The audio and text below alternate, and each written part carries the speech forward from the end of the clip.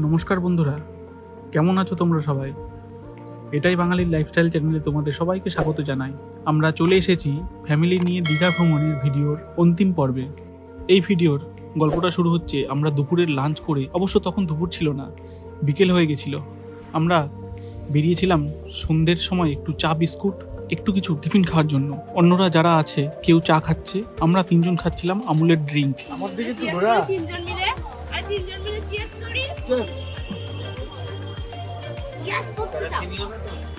না তাড়াতাড়ি চা করে দাও, যদি বুকিং করে করেন তাহলে চিয়ার্স করি।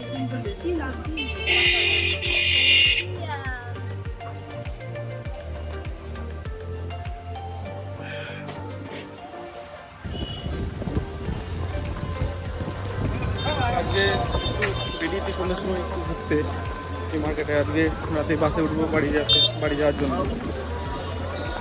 তা আমি আর আমার ভাইজি বেরিয়েছি। এই যে দেখো ঘুমিয়ে চোখ পুরো একদম অবস্থা রাইড হয়ে গেছে। সরে এদিকে জল। বিকেলের দিকে বিরাট বৃষ্টি হয়েছে, ঝড় বৃষ্টির মতো হয়েছে।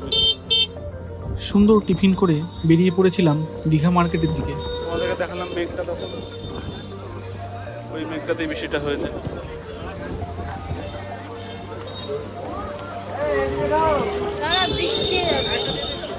এদিকে ওঠ। বিচ দিয়ে যাবে, বিচ।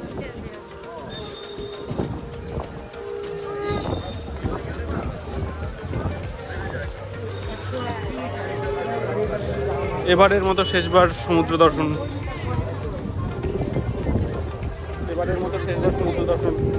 করতে যাচ্ছি আমরা।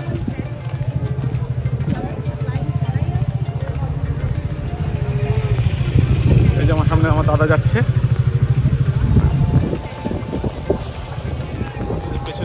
পেছনে বৌদি আর বড় একা আছে।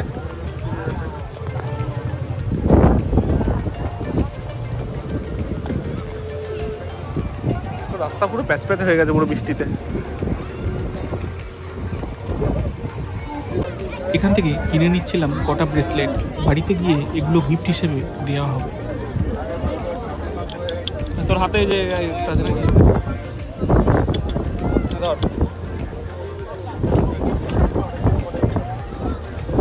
মার্কেট ঘুরে চলে আসা হয়েছে। এখন আমরা দাঁড়িয়ে আছি হোটেলের সামনে।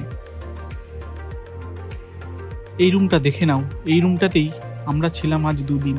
তাই শেষবারের মতো দেখে নেওয়া হচ্ছে কোনো কিছু পড়ে থাকলো কিনা। চলে যাচ্ছি এখন।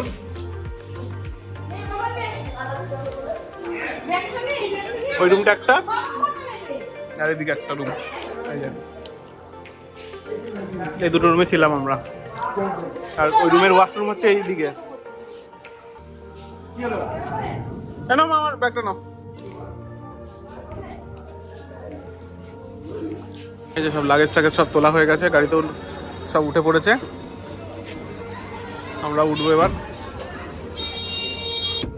এই যে আমরা সব উঠে পড়েছি গাড়িতে, হয়ে গেল আমাদের ঘোরা হয়ে গেছে কমপ্লিট।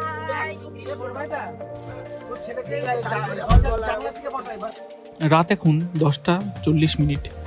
দীঘা থেকে আমাদের গাড়ি ছাড়লো বাড়ির উদ্দেশ্যে।